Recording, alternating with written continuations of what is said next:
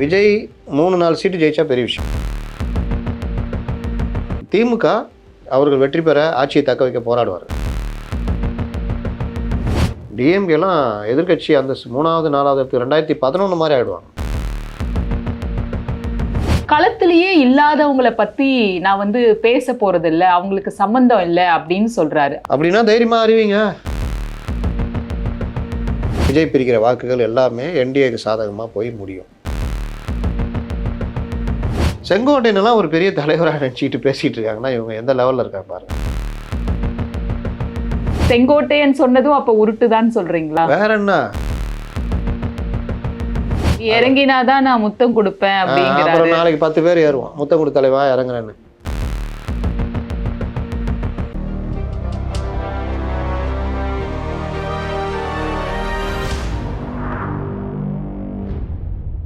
நியூஸ்பிக்ஸ் idea நேயர்களுக்கு வணக்கம். இன்று நம்மிடையே மூத்த பத்திரிகையாளர் திரு முத்தலீப் அவர்கள் இணைந்திருக்கிறார். சார் வணக்கம். சார் வணக்கம். சார், ஈரோட்ல விஜய் அவர்கள் பேசி முடிச்சிருக்காரு. அவர் பேசினதை பார்த்தா திரும்ப அந்த தீய சக்தி தூய சக்தி அப்படிங்கிறது சொல்றாரு. எம்ஜிஆர் ஜெயலலிதா அவர்கள்லாம் உபயோகித்த இந்த தீய சக்தின்ற வார்த்தை திமுகவை குறித்து சொல்றதும், அவருக்கு செங்கோல் வழங்கப்பட்டதும், அதுக்கப்புறமா எம்ஜிஆர் அண்ணா பொது சொத்து யார் வேணாலும் பயன்படுத்தலாம், இவங்க அதுக்கு சொந்தம் கொண்டாடுறது இல்லை என்ன குறை சொல்றதோ கூடாதுங்கிற மாதிரியான பேச்சுக்கள்லாம் அவர் எடுத்து வைக்கும் பொழுது இவர் திரும்ப திரும்ப அதிமுகவுடைய இடத்துக்கு தான் வந்துட்டதா நினைச்சுக்கிறாரா, அந்த இடத்த தான் தான் கபலீகரம் பண்றோம் அப்படிங்கிற ஒரு தோரணையில அவர் பேசிட்டு இருக்காரா? பொதுவாகவே ஆளுங்கட்சிக்கு எதிராக நாங்கள் தான் அப்படின்னா 2வது இடம் நாங்கள் தான் அப்படி தானே. டிவிகே டிஎம்கே 2 பேர் தான் போட்டி அப்படி தான் நிலைநிறுத்த பார்ப்பார்.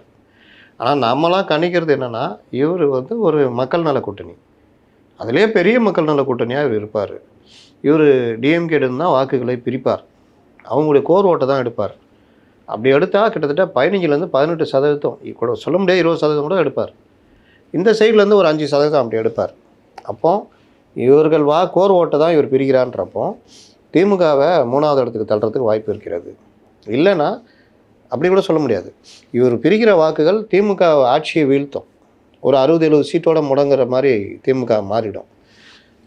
என்டிஏ அலையன்ஸு இந்த 2016 மாதிரி இவர் பிரிக்கிற வாக்குகளால் வர வித்தியாசத்தில் அவர்கள் ஆட்சியை பிடிப்பதற்கு வாய்ப்பு இருக்கிறது. விஜய் என்டிஏ பக்கம் போலனா கூட அவங்க ஆட்சியை பிடிப்பாங்கன்ற கருத்தில் சொல்கிறேன். நான் தான் சொல்கிறேன், விஜய் ஸ்பாய்லர் தனியாக நின்னா, அங்கே போனால் டெஸ்ட்ராயர். ஸ்பாய்லர்னால் ஸ்பாயில் பண்ணுவார், டிஎம்கேவை ஸ்பாயில் பண்ணுவார். அவங்க ஒரு 60-70 சீட்டோட முடங்குவாங்க, மீதி இவர்கள் பிடிப்பாங்க. விஜய் 3-4 சீட்டு ஜெயிச்சா பெரிய விஷயம், அவ்வளோதான். அதை தாண்டி பெரிய அளவு வெற்றியெல்லாம் விஜயால் வர முடியாது. ஏன்னா ஒரு தொகுதிக்கு இவ்வளோ சதவீதம் வாக்கு அப்படின்னா 25% அந்த மாதிரி வாங்கினாருன்னா ஒன்றும் இல்லை. சில இடங்களில் 30%, 32% வாங்குறாரு அப்படின்னா அந்த மாதிரி இடங்களில் தான் உங்களுக்கு வெற்றி வாய்ப்பு இருக்குதுன்னு வச்சுக்கோங்க. அந்த வெற்றி வாய்ப்பு ஒரு 8-5 இந்த மாதிரி சுருங்கிடும். திமுக அவர்கள் வெற்றி பெற ஆட்சியை தக்க வைக்க போராடுவார்கள். ஆனால் மக்களுடைய எதிர்ப்பு, ஆன்டி இன்கம்பன்சி, இன்னும் பல பிரச்சனைகள், விஜய் பிரிக்கிற வாக்குகள் எல்லாமே என்டிஏக்கு சாதகமாக போய் முடியும். இது விஜய் தனியாக நின்னார். விஜய் அங்கே போய் சேர்ந்து நின்னார்னா பெரிய அளவு டெஸ்ட்ராயர். 210ன்னு அவங்க பொதுக்குள்ளே போட்டாங்கல்ல ஏடிஎம்கே, அந்த 210 சாதாரணமாக ரீச் பண்ணுவாங்க. டிஎம்கேலாம் எதிர்கட்சி அந்த 3வது 4வது 2011 மாதிரி ஆகிடுவாங்க. எதிர்கட்சிகள் கூட இருக்கிற தோழமை கட்சிகள்லாம் காணா போயிடும். இது கண்டிப்பாக நடக்கும். சரி, இது நம்ம ஒரு என்ன சொல்கிறது பாசிபிலிட்டிஸ் தான் நம்ம பேசிகிட்டு இருக்கோம். களத்திலேயே இல்லாதவங்களை பற்றி நான் பேச போகிறது இல்லை, அவங்களுக்கு சம்மந்தம் இல்லை அப்படின்னு சொல்கிறாரு. அவர் களத்தில் இல்லாதவங்கன்னு அதிமுகவை குறிப்பிடுறாரா? அப்படி சொல்ல முடியுமா? இல்லை பிஜேபியை குறிப்பிடுறாரு அப்படின்னு பார்த்தா பிஜேபி தனியாகவே 11% வாக்குகள் வாங்கியிருக்காங்க, பிரதான எதிர்கட்சியோட கூட்டணி வச்சுருக்காங்க. இவர் யாரை குறிப்பிடுறாரு? களத்திலே இல்லாதவங்கன்னு ஒரு ப்ரூவ்டு பார்ட்டி, ஒரு கூட்டணி அலைன்ஸை இவர் எப்படி சொல்ல முடியும்? முதல்ல 42% அவங்க வச்சுருக்காங்க ஓட்டு. நீங்கள் வந்தால் பிறகு நீங்கள் பிரிக்கிறீங்க அப்படின்னா சரி, ஒரு 5% பிரிக்கிறீங்க வச்சுக்கோங்க, 37% அவங்க வச்சுருப்பாங்க. நீங்கள் 5 உங்களுடைய இது எல்லாம் சேர்த்து ஒரு 25% வச்சுருக்கீங்கன்னா அது டிஎம்கேலேருந்து 45லேருந்து 18 பிரிச்சிங்கன்னா அவங்க ஒரு 27 போயிடுவாங்க. நான் சொன்ன அந்த கால்குலேஷன் தான் அடிக்கும். அப்போ களத்தில் இல்லாதவர்களே நான் குறிப்பிட மாட்டேன்னா, நான் இன்னைக்கு கூட ஒரு ட்வீட் பண்ணேன், நீங்கள் களத்திலே இல்லாத ஆள், ஒன்றுக்கும் உதவாத ஆள்னா நீங்கள் ஏன் அவங்கள்ட்ட பேச்சுவார்த்தைக்கு போகிறீங்க? கரூர் சம்பவத்துக்கு பிறகு 1 மாதம் வீட்டில் இருந்த பொழுது நீங்கள் ஏன் என்டிஏ கூட பேச்சுவார்த்தை நடத்துனீங்க?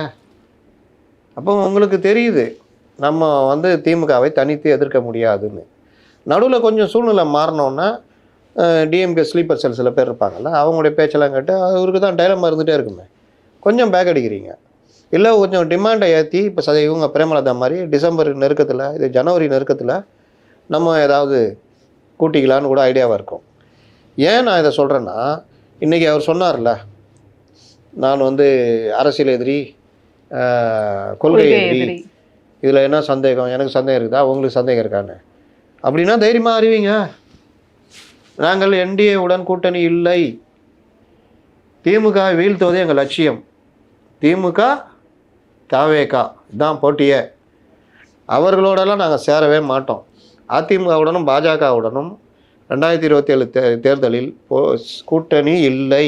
சார் அவர் ஆரம்பத்திலே அதை சொல்லிட்டாரே சார், பிஜேபி வந்து எதிரி, கூட்டணி வைக்க போறோன்ற ஐடியால அவர் எதுவுமே பேசலையே, மற்ற கட்சிகள் தானே சொல்லிட்டு இருக்காங்க. நீங்கள் விக்கிரவாண்டி விஜயையும் கரூர் விஜயையும் ஒன்றா போட்டு குழப்பிக்கூடாது. நான் ஏற்கனவே நம்ம இதெல்லாம் பேசியிருக்கேன். கரூர் சம்பவத்திற்கு முன், கரூர் சம்பவத்திற்கு பின். கரூர் சம்பவத்துக்கு பின்னுமே கூட விஜய் தரப்புல இருந்து கூட்டணி பத்தி எந்த ஒரு செய்தியும் வந்ததே இல்லையே சார். ஏன் மறுக்கலன்னு கேட்குறேன். உங்கள் மேலே அந்த பிரச்சனை எல்லாத்துக்கும் நீங்கள் பதில் சொல்லிட்டீங்களா? உட்காந்துக்கிட்டு நான் 5 நிமிஷம் தான் பேசுகிறேன், அரசியல் பேசுகிறேன், எல்லாத்தையும் பதில் சொல்லிட்டீங்களா? அதோட ஒன்று தானே நீங்கள் தாவேக்காக இது டிஎம்கே முதற்கொண்டு பலரும் இப்போ என்னாலும் நான்லாம் சொல்லிக்கிட்டே இருக்கிறேன். அப்போ இந்த மாதிரி விஷயங்கள் எல்லாமே நீங்கள் ஏதோ ஒரு இணக்கமான போக்கில் இருக்கீங்கன்னு காமிக்குது. அந்த விமர்சனம் போய்ங்க, நாங்கள் அப்படி இல்லை சார். அவர் இதே இணக்கத்தை காங்கிரஸுடனும் தானே காட்டுறாரு. காங்கிரஸ் இங்கே என்னங்க இருக்கு? இல்ல ஆனா அவர் காட்டுறாரா இல்லையா? அவர் தான் இந்த கூட்டணியை முறியணும்னு தானே சொல்கிறாரு. அதில் ஒரு கேம் விளாட்லான்னு பார்க்குறாரு, எதாவது கிடைக்குமான்னு பார்க்குறாரு. காங்கிரஸும் இதை வச்சு எதாவது பண்ண முடியுமான்னு பார்க்குது. பாண்டிச்சேரியில் இவரும் காங்கிரஸை சேர்ந்தா உங்களுக்கு செகண்ட் பிளேஸ் கிடைக்கும்ல, அட்லீஸ்ட் சொல்ல முடியாது, முதல் பிளேஸ் கூட கிடைச்சிருமே. அது அவர் பயன்படுத்த நினைக்கிறதுனா தப்பு இருக்குது. கேரளாவில் ஒரு 10 சீட்டு வாங்கிட்டுன்னா இந்த உள்ளாட்சியில் பெரிய இது இல்லை, காங்கிரஸ் தான் அடுத்த ஆட்சியும் தெரியுது. தாவேகா சேர்ந்து நின்னா அவங்களுக்கு லாபம், இவருக்கும் லாபம்ல. ஆனால் காங்கிரஸ் எப்படி தெரியுமா, கேரளாவில் இப்போ அடித்தோன்னா அவங்க மைண்டு மாறிட்டு இருக்கும், நீ எதுக்கு விஜய், நாங்களே பார்த்துக்குறோன்ற மாதிரி. அதனால் நீங்கள் வந்து காங்கிரஸில் நீங்கள் அது இந்த கேமுக்குள்ளே கொண்டு வராதீங்க. 2 தான், என்டிஏ அணி, இந்த அணி. இந்த அணியை எதிர்க்கிறேன், வீழ்த்தணும். அப்போ என்டிஏ அணி கூட நான் கூட்டணி இல்லைன்னு சொல்லுங்கன்றேன். ஏன் சொல்ல மாட்டேங்கிறீங்கன்றேன். என்டிஏ கூட கூட்டணியே இல்லை அப்படின்னு சொல்லுங்கள், டிக்ளேர் பண்ணுங்க. காங்கிரஸு தமிழகத்தில் திமுகவோட தான் கூட்டணி அப்படின்னு சொல்லிட்டாங்க. ஞாபகம் இருக்கா? இப்போ பீகார் எலெக்ஷன் தோற்றவங்க அந்த மாதிரி சொல்லுங்கள். தாவேகாவோட காங்கிரஸ் பேச்சுவார்த்தை நடத்தணுன்னு என்ன சொன்னாங்க, நாங்கள் வந்து திமுகவோட தாங்க கூட்டணி அப்படின்னு டெல்லி மேலிடம் அறிவிச்சதா இல்லையா? அந்த மாதிரி நீங்கள் அறிவிங்க. நாங்கள் அவங்களெலாம் பேச்சுவார்த்தை நடத்தலைங்க, எங்களுக்கு அவங்க மேட்டரே இல்லைங்க. ஏன்னா அவங்க வந்து தமிழ்நாட்டில் அவங்களோட நாங்கள் தான் 2வது இடம் நினைக்கிறோம். அப்படி நினைக்கிற ஆள் நாங்கள் ஏங்க அவங்களோட கூட்டணி வைக்க போகிறோம்?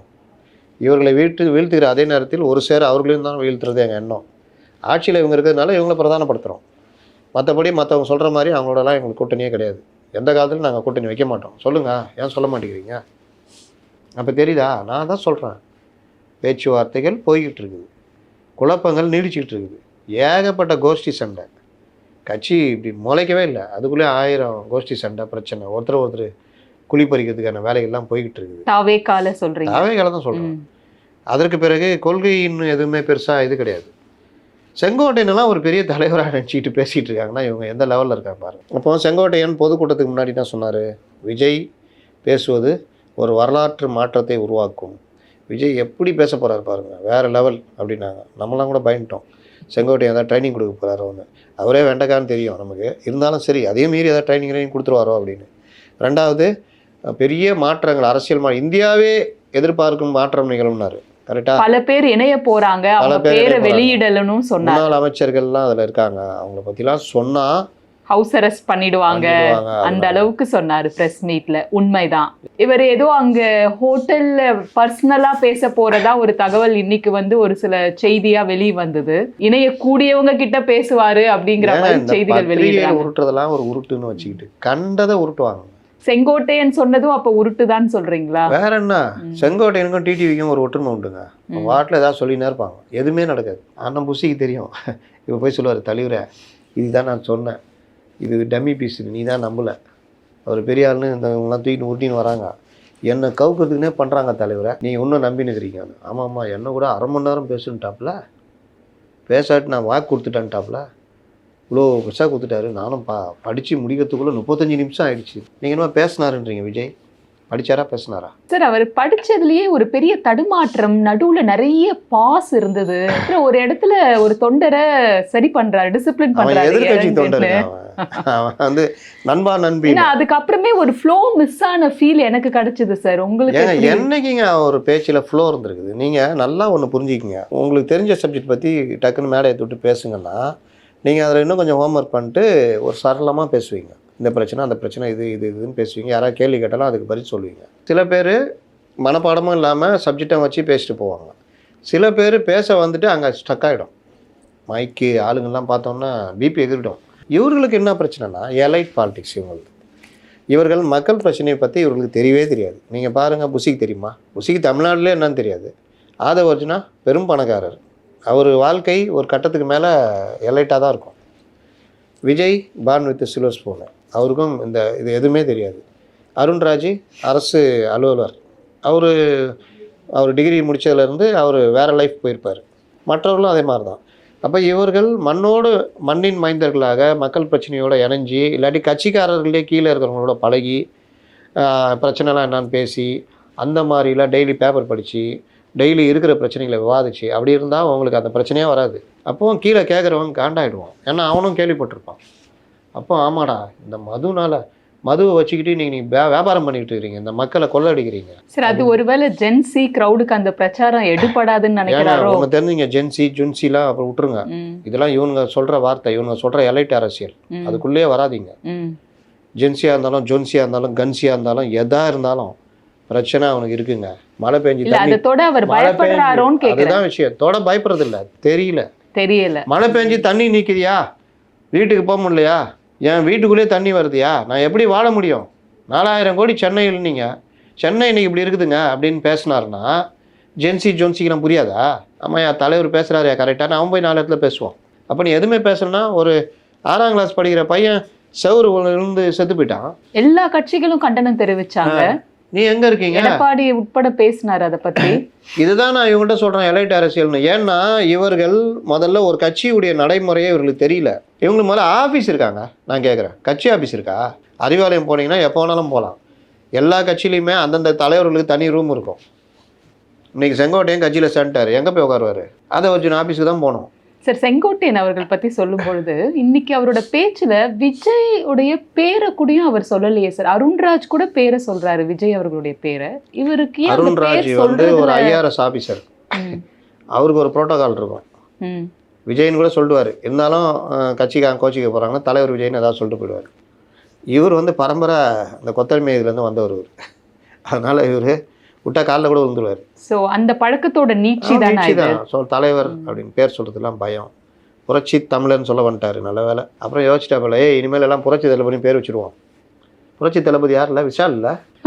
ஐயோ கொடுமை, இந்த பேர் வைக்க எந்த பேர் பார்த்தாலும் அவங்க டைட்டில் வாங்கி வச்சுருக்கிறாங்க. விஷால் பட்டத்தை பிடுங்கி விஜயிடம் போட்டுடலாம்ல, அப்படி போட்டுடலாம். பேர் வச்சு சோறு வச்சேன்ற மாதிரி சோறு வை, கொள்கை முக்கியம், மக்களுடைய பிரச்சனை முக்கியம், அதை பேசணும். விஜயுடைய பார்வை குறைந்தபட்சம் நம்ம அரசியல்வாதிகள் மாதிரி அந்த தண்ணி கிண்ணி கொடுக்குறாங்களா அந்த மாதிரி பார்வை கூட இல்லை. பஸ்ஸில் போகிறவன் பார்வை தான் இருக்குது. அப்போ எப்படி மக்கள் பிரச்சனை பேச வரும்? வராது. வரலன்னா இவங்க போய் யார்ட்டையும் எழுதி இன்னொன்று பாருங்கள், இவர்கள் யாரையும் கிட்ட சேர்ப்பதில்லை. அப்போ ஜானு இந்த மாதிரி ஆள் நம்புறது, இது திரும்ப திரும்ப இந்த பேசு பொருளாக மாறுது. இவர் அரசியல் பேச தெரியல, அரசியல் பேச தெரியலை, அதுக்கு பதில் சொல்கிறாங்க. நான் அப்படி தான் பேசுவேன், அப்படி தான் இருக்கும். காண்டாவதுல உனக்கு கதறு இந்த சமூக வலைதளங்களில் கீழே போடுவாங்களா, நம்ம தான் கேட்போம், ஏன் இது பேசலை, உன் இஷ்டத்துக்கு பேசுவாங்களா? அப்போ நீ கட்சி ஆரம்பிச்சு நடத்து, கதறியா கதறு, இதோ வந்துட்டான்டா, இப்படிலாம் போடுவாங்களா? இதுடைய தொகுப்பாக தான் ஒரு பேச்சு இருக்குது. எம்ஜிஆரை பற்றி பேசுகிறீங்களே, குறைந்தபட்சம் எம்ஜிஆரை பற்றி தெரிஞ்சிக்க வேணாம்? ஏன்னா அவனும் எம்ஜிஆர் எழுத்துக்கிறது. என்னத்த சொல்கிறது, மக்கள் பிரச்சனையை புரிஞ்சிக்கிற லீடராக மாறணும். 2 வருஷம் ஆயிடுச்சு. பள்ளிச்சோறு இருந்து வந்துச்சு, அடிக்க வரணுமா? மாணவிகள் இந்த மாதிரி ஆகிட்டாங்க. இந்த 100 நாள் வேலை வாய்ப்பு திட்டம் மத்திய அரசு காந்திஜி பேரை எடுக்குது இல்லை, கண்டிக்கணுமா வேணாவா? நிதியை குறைக்கிறாங்க, கண்டிக்கணுமா வேணாவா? என்ன பயம், பேச்சுவார்த்தை போய் நிற்குது, எது கண்டிக்கணும்? இதை வச்சு தப்பிக்கிறதுக்காக தான் களத்தில் இல்லை, நான் வந்து விமர்சிக்க மாட்டேன், எதிர்க்க மாட்டேன் சொல்லி போயிட்டா அவங்கள்ட்ட லுலுராய் இந்த பத்தில் போட்டு அடியன்னு அடிச்சு கீழே அறிங்க சொல்லுவாங்கல்ல, சும்மா லுல்லாயி அப்படின்னு சார் போவாங்க. இன்னைக்கு ஏதோ கதையெல்லாம் சொன்னாரு, பாம்பு கதை சொன்னாரு, அதுக்கப்புறம் அது அணை பாம்பு கட்டின கதையிலங்க, கதையை தப்பான சொன்னாரு. கான்செப்டுங்க. அவருக்கு தான் சொல்கிறேனுங்க. காளிங்கராயன் வந்து இன்றைக்கும் அவர் வந்து ஏன் போற்றப்படுகிறாருன்னா, அந்த மக்கள் வறட்சியில் வாடின காலத்தில் அந்த நதியை அவர் அந்த அணை கட்டினது மற்ற விஷயங்களில் அவர் அதை எப்படி கொண்டு சேர்த்தாரு அப்படின்றதுல அவர் அறிவியல் பூர்வமான விஷயத்தை கையாண்டார். எப்படின்னா, நீருடைய தன்மை மேலேருந்து கீழே தான் பாயும், ஆனால் அங்கே வந்து இப்படி இருக்குது. அப்போ இதை எப்படி கொண்டு போகுதுன்றப்போ அவர் அந்த ஒரு வளைவு இதை தீர்மானித்தார். பாம்பு போல் வளைச்சி நீங்கள் இப்படி போகிற தண்ணியை நீங்கள் பள்ளம் வெட்டி இப்படி திருப்பி மறுபடியும் இப்படி திருப்பி கொண்டு போனீங்கன்னா அது அழகாக அப்படியே போயிடும். மேடாக இருந்தாலும் நம்ம அதை கொண்டு போய் சேர்த்துடலாம். அந்த மாதிரி அவர் பண்ணார். அதுக்கு போய் தயிர் பாம்பு இந்த கதை அந்த கதைலாம் சொல்லிட்டு எனக்கு ஒன்றும் புரியல. ஈரோடு மக்களுடைய அடிப்படை பிரச்சனைகள் இருக்குல்ல, சாயப்பட்டறை கழிவுகள், சாயப்பட்டறை பிரச்சனை, இந்த மாதிரி பல பிரச்சனைகள் அங்கே இருக்குது. அதெல்லாம் ரொம்ப டீப்பாக தொட்டு பேசுனீங்கன்னா, இவர் சொல்கிறார்ல, நான் ஒரு மாவட்டத்துக்கு போகிறேன், அந்த மாவட்டத்து மக்களுடைய பிரச்சனையை பேசுகிறேன், அதில் உங்களுக்கு என்ன பிரச்சனை அப்படின்றாரு. ஒரு மாவட்டத்துக்கு காஞ்சிபுரம் போனார், என்ன பேசினார்? காஞ்சிபுரம் நெசவாளர்கள் பாதிக்கப்பட்டிருக்காங்க, உரிய சம்பளம் கிடைக்கவில்லை. இதுதான் காஞ்சிபுரம் பிரச்சனையா? எவ்வளோ இருக்குது. இப்படி லைட்டாக மேலாப்பில் லைட்டாக நுனிப்புல் மேய்தல் மாதிரின்னு சொல்றீங்க. Light politics. மஞ்சள் பத்தி ஒரு விஷயம் சொன்னார்ல, அவர் சொன்னது வந்து தவறுன்ற மாதிரி கருத்துக்கள் வருது. ஏன்னா 2017 அதிமுக ஆட்சியில இருந்தே நிறைய நிதி ஒதுக்கி இருக்காங்க அதுக்கு. ஃபார்மர்ஸ் ப்ரொடக்ஷன் கவுன்சில்னு இருக்கு, அங்கேயும் வந்து பல மதிப்பு கூட்டுதல்லாம் மஞ்சளுக்கு நடந்துட்டு இருக்கு அப்படின்னு ஒரு விஷயம் சொல்றாங்க. சொல்றாங்க. பிரதமர் வெளிநாடு போறாருன்னு கிண்டல் பண்றாங்கல்ல, நமக்கு 1000 மாற்று கருத்துக்கள்லாம் இருக்கும். ஆனா எனக்கு ஒரு தொழிலதிபர் சொன்னது, இப்போ எத்தியோப்பியா போனார்ல, அவர் சொல்கிறாரு, சார் கொண்டக்கடலை இருக்குல்ல, நம்ம வந்து கொண்டக்கடலை ஹசாரேன்னு சொல்லிட்டு ஜெர்மனில் ஒரு இதுக்கு ஏற்றுமதி நம்மள்ட்ட போதும், அதை அவன் வாங்கி எத்தியோப்பியாவுக்கு விற்கிறான். நம்மள்ட்ட ஒரு ரேட்டு, அங்கே ஒரு ரேட்டு. பிரதமர் போனதோடைய முக்கிய ஒரு இதுவே இந்த கொண்டக்கடலையை நேரடியாக ஏற்றுமதி பண்ணுறது. இது மன்மோகன் சிங் காலத்திலேயே முயற்சி எடுக்கப்பட்டுச்சான். அன்னைக்கு தடுத்தவர் இங்கே இருந்த ஒரு அமைச்சர், அவருடைய சில சுயலாபத்துக்கு தடுத்தார். அதுக்கு பிறகு நடக்கவே இல்லை. பிரதமர் அந்த விவகாரத்தில் ஒத்துக்கவே இல்லை. கொண்டக்கடலை டைரெக்டாக ஏற்றுமதி பண்ணுறதுக்கு ஒப்பந்தம். அதனால் நம்முடைய விவசாயிகள் பெரிய அளவில் பயன்பெறுவோம் எல்லா மாநிலத்திலையுமே. அதற்கு பிறகு இன்னொரு ஒப்பந்தம், கோதுமை ஏற்றுமதி. பாகிஸ்தானுக்கு பெரிய அடியாம். இது எல்லாமே வெளியில் தெரியாது. இங்கே இருக்கிற பாஜக ஆட்களுக்கு இந்த அடிப்படை அறிவு இது மாதிரி விஷயங்களை எடுத்து பேசணுன்ற நாலேஜும் இருக்காது. அப்போ ஒவ்வொரு விஷயத்திலையும் அந்த மக்கள் சார்ந்த விஷயங்களோடு சேர்ந்து இதுக்கு ஏன் இந்த எண்ணம் வருது, ஏன் இது செயலாக்கப்படுதுன்னா, நான் அது சார்ந்த ஆட்களை என் பக்கத்தில் எடுப்பேன். இப்போ மஞ்சள் பற்றி நீங்கள் இப்போ சொல்கிறீங்க, இன்றைக்கே நமக்கு கிடைக்காது, நாளைக்கு யாராவது சொல்லுவாங்க, சார் மஞ்சளில் இந்த மாதிரி கிடச்சி இந்த ஏடிஎம் கவர்மெண்ட்லாம் பண்ணியிருக்காங்கன்னு. அத்திக்கடை அவனாசி திட்டம் பற்றி பேசினார்ல, அதில் எதாவது பேச முடியுது அவரால்? அது விரிவாக்கம் செய்யப்படும். என்ன விரிவாக்கம்? இப்போ தான் முடிஞ்சிருக்கு. இத்தனை வருஷத்துக்கு அப்புறம் அவங்க ஏடிஎம்கே எல்லாம் பண்ணி இவர்கள் வந்து அதில் பேர் வச்சுக்கிட்டாங்க. அவ்வளோதான் முடிஞ்சு. இப்போ திட்டம் செயல்பாட்டில் வருது. அதில் கூட நீங்கள் அடுத்தடுத்து ஈரோட்டுக்கு என்ன வேணும், பக்கத்து மாவட்டங்கள் என்ன வேணும், நீங்கள் ஈரோட்டில் வந்துட்டு பக்கத்தில் கேட்குறாங்க, கரூர் இது மாவட்டத்துக்கு வரமாட்டேன், எங்கள் மாவட்டத்துக்கு வரமாட்டேங்கன்னா ஒரு நேரத்தில் சண்டை. அங்கே போஸ்டர் அடித்து ஒட்டியிருக்காங்க சார் இந்த கூட்டத்தில், இங்கே வரைக்கும் வந்த ப்ரோ அங்கே ஏன் போகல, இட்ஸ் வெரி ராங், மலேசியாவுக்கு போகிறீங்க ப்ரோ, அந்த போஸ்டர் எல்லா இடத்துலையும் ஒரு சில இடங்கள்ல. அப்போ நீங்கள் அந்த மக்களுடைய பிரச்சனையும் சேர்த்து பேசணும். ஒரு 5 மாவட்டம் அது சார்ந்த மாவட்டங்களோட பிரச்சனையே பேசணும், ப்ளஸ் தமிழக பிரச்சனையும் பேசணும். இப்படி பேசுகிறது தான் பேச்சுன்னு சொல்கிறேன் நான். இதை நான் இதில் நான் வலியுறுத்திட்டு வர்றேன். இவர்கள் இதை பற்றி எதையுமே கேட்குறது. இன்றைக்கி அருண்ராஜ் ஒரே ஒரு விஷயம் தொட்டாரா, நீங்கள் வெல்லும் பெண்கள்னு பண்ணீங்க, உயர் அதிகாரி ஒருத்தவங்க ஏறினாங்க, சீமா அகர்வால். அவங்க தான் டிஜிபி தேர்வில் யூபிஎஸ்சி அமைச்சதில் டாப் மோஸ்ட் நம்பர் 1 இருக்கிறவங்க.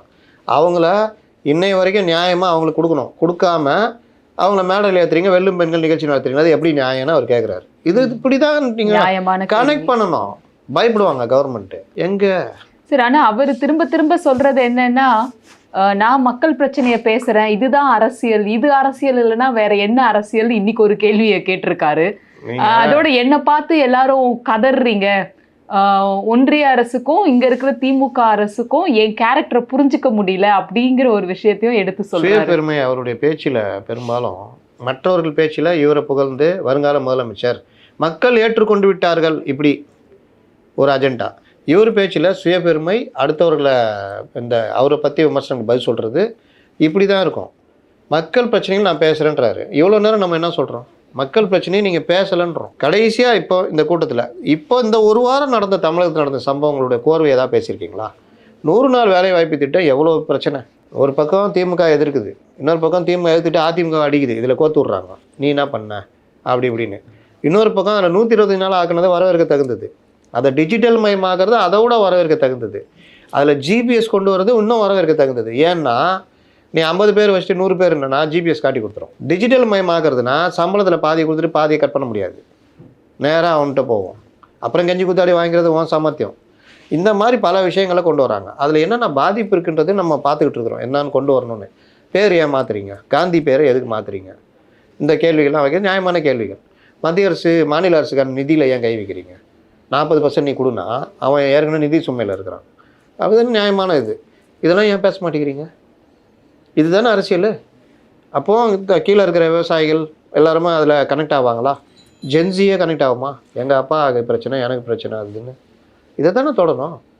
நண்பா நண்பி பிரச்சனையை கூட தொட மாட்டேங்கிறீங்கன்றேன் நான். போதையில் அதிகமாக பாதிக்கப்படுறது அவங்க தானே, தொட மாட்டேங்கிறீங்களே. அதனால் அவர் இந்த சுயபெருமை பேசுகிறாரு. இவர் பேசுனதெல்லாம் கொள்கையெல்லாம் வீட்டுக்கு எடுத்துகிட்டு போங்கன்றார். அவர் என்ன 1/4 கிலோ 1/2 கிலோன்னு பாக்கெட் பண்ணி கொடுக்குறாங்களா? வீட்டுக்கு எடுத்துகிட்டு போங்க. அவனுக்கு நீங்கள் ஒரே ஒன்று பார்த்துட்டேன்ப்பா தலைவரை, நேராக பார்த்துட்டான், அவ்வளோதான். ஒருத்தன் சம்பவம் பண்ணிட்டான் மேலே ஏறி. அவன் நான் நினைக்கிறேன் திமுக ஆளாக இருப்பான்னு நினைக்கிறேன், இல்லாட்டி எதிர்கட்சி ஆளாக இருப்பான். ஏன்னா அதுக்கப்புறம் அவர் ஸ்ட்ரக் ஆகிட்டார். ஃப்ளோ ரொம்ப மிஸ் ஆனது ஆப்வியஸா தெரிஞ்சது. டாப்ல அப்படியே அவர் பயங்கரமா கோவம் வரும். அப்படியே ஆமா பாத்தீங்களா? அதுல அவர் மேடையில அந்த அவ்வளவு முறைகிறார் பாருங்க. நான் இறங்க சொல்றேன், பேட்டா இறங்க மாட்டேங்கிற நீ அப்படின்ற அந்த கோவம். நீ இறங்கினாதான் நான் முத்தம் கொடுப்பேன் அப்படிங்கிறாரு. அப்புறம் நாளைக்கு 10 பேர் ஏறுவோம், முத்தம் கொடு தலைவா இறங்குறேன்னு. என்னங்க இது? இது எல்லாமே நீங்க ஒரு இதுக்கு நீங்களே